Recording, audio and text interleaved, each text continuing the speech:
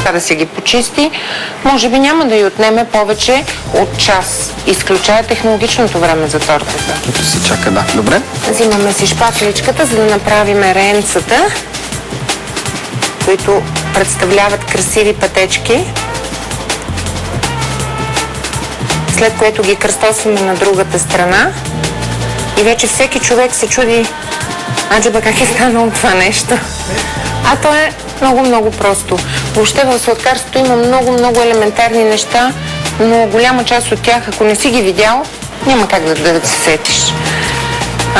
Малко ми е първобитен уреда за правене на шоколадовите ролки, които са така характерни за нашата верига. Ние ги използваме в много торти, но това е тук, за да не се порежа.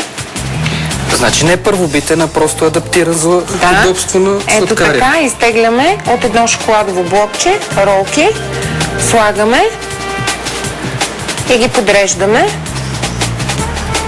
една по една. Аз съм ти направила там, можеш да ги използваш и тях. Ето. Така. И сега, след като поставяме и последната ролка, тортата е готова. Остава и да я панираме с карамела, така наречения гриляш. Внимаваме всичко, което остава извън нея, остава да попадне вътре. Ако ни е малко по-голям съда, ще спасим по-голяма част от грил, така наречения гриляш. Да, в голяма тава. В голяма тава, да. Значи да кажем е почти готова, да? Почти готова, да, за консумация, но е желателно да се сложи в хладилник, за да могат всичките й елементи да се споят един между друг, да престои и до вечера можем да я хапнем. За рождения ден. Да. Добре. Това е всичко за направата на тази торта, нали? Да. И ето я, вече готова тортата Бяла неделя. Издадохме ви тайната, нали? Да, надявам се, че ще я пробвате в първия удобен случай вкъщи. Да, ще я пробваме.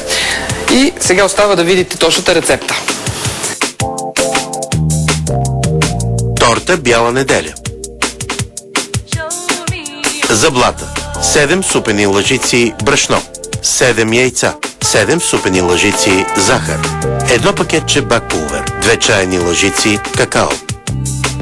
За крема 1 литър прясно мляко, 400 грама захар, 180 грама брашно, 50 грама нишесте, 200 грама краве масло.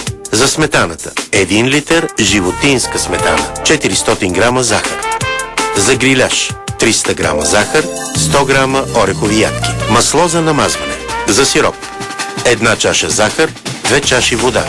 За бялата заливка 500 грама сметана, 200 грама захар, 125 грама краве масло, 1 пакетче, 500 грама бял шоколад.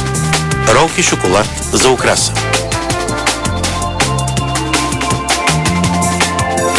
Приготвяме блата на тортата. Отделяме жълтъците и белтъците на 7 яйца с тайна температура.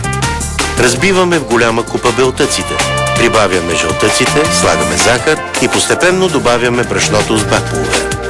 На всяко яйце трябва да съответства 1 супена лъжица брашно и 1 супена лъжица захар. Прибавяме какао и разбъркваме. Изсипваме сместа във форма и печем около 20-30 минути в предварително загрята фурна на 220 градуса.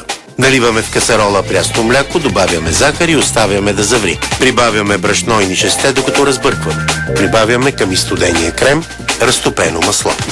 Приготвяме сметаната на тортата. В купа разбиваме животинска сметана и захар. Приготвяме сироп за тортата. В касарола загряваме захар и 2 чаши вода.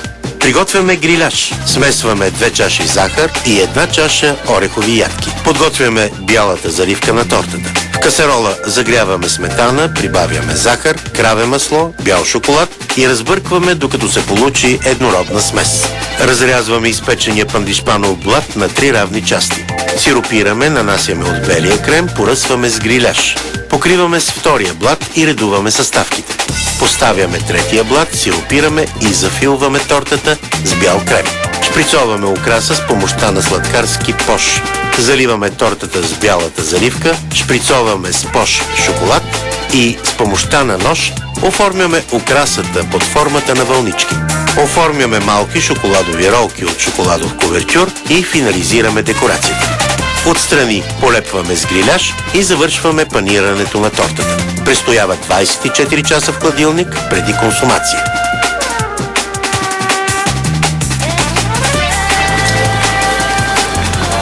Необходимостта човек да си подслажда живота е точно толкова важна, колкото и да яде солена храна.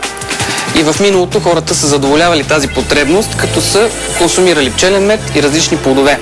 А пак днес можем да го направим чрез стотиците или хиляди рецепти, които има за торти, кремове, сладолед и още много други сладкиши.